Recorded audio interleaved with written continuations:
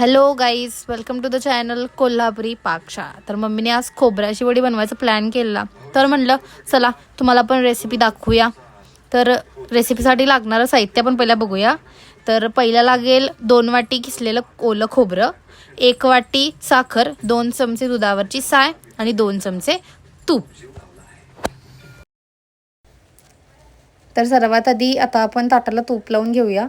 तूप जे आहे ते सर्व ताटाला पसरवून घ्या, म्हणजे वडीचं मिश्रण ताटाला चिकटणार नाही.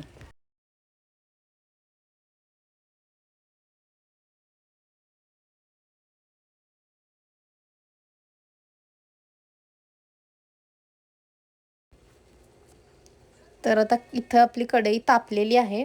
ह्या कढईत आता आपण 2 चमचे तूप घालूया. तूप गरम झालं की यात खिसलेलं ओलं खोबरं घालायचं.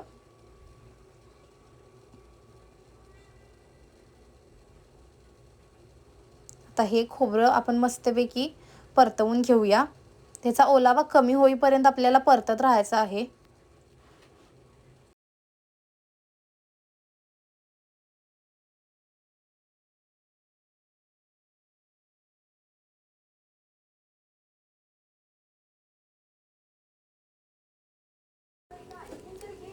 तर इथे तुम्ही आता बघू शकता की खोबरं जे आहे ते मस्त परतून झालेलं आहे.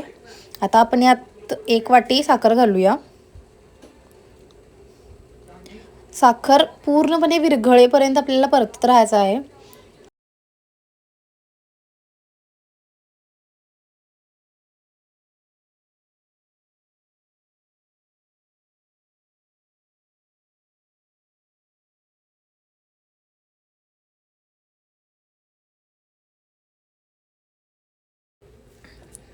तर तुम्ही आता बघू शकता की साखर जी आहे ती पूर्णपणे विरघळलेली आहे आणि आता मिश्रण एकत्र होत आहे.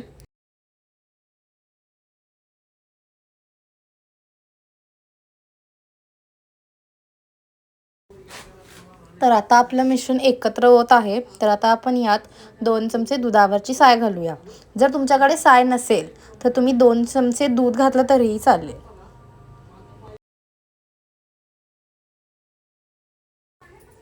तर आता आपण ह्याला परतवून घेऊया. तर तुम्ही बघू शकता की मिश्रण जे आहे ते किती मऊसूत दिसत आहे. त्याचा ओलावा कमी झाला आहे. परत साखर पण पूर्णपणे विरघळलेली आहे. तुम्हाला हवा असेल तर तुम्ही यात वेलची पूड सुद्धा टाकू शकता.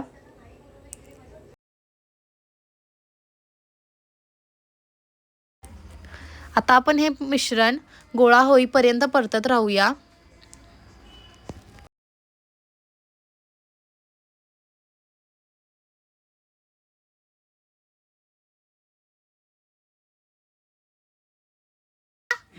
तर तुम्ही आता बघू शकता की मिश्रण जे आहे ते गोळा होत आहे. आता आपण याचा गॅस बंद करूया. आता आपण हे मिश्रण ताटात काढून घेऊया. हे मिश्रण आपल्याला गरम असतानाच ताटावरती पसरवून घ्यायचं आहे.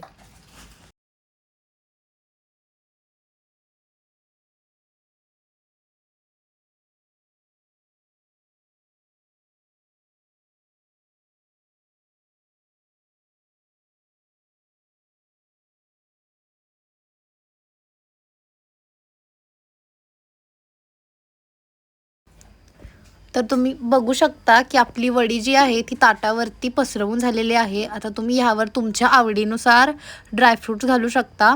मी ते काजू, बदाम आणि पिस्त्याचा वापर केलेला आहे. तुम्हाला हवे ते ड्रायफ्रूट्स तुम्ही यूज करून ह्याची सजावट करू शकता. आता आपल्याला ही वडी 10 ते 15 मिनिटासाठी थंड होण्यासाठी ठेवायची आहे. तर आता आपण आपल्या वडीचे काप करून घेऊया.